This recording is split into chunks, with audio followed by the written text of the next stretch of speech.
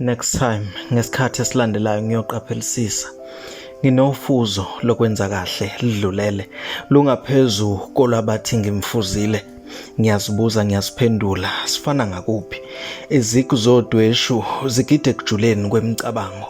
Sekwenzekile soze kwashintsha ngoba sekwenzekile. Next time ngesikhathi esilandelayo Ngyoqaphelisisa. Engikuthinta ngesami isandla kuyanda. Umningi budlula izihlabathi zemfule eminingi. Ngesami isandla ngiyahlumisa ngiyanisela. Ngesami isandla ngiyashushuzela belale. Ngesami isandla ngiyabavusa bevuke bezithathe.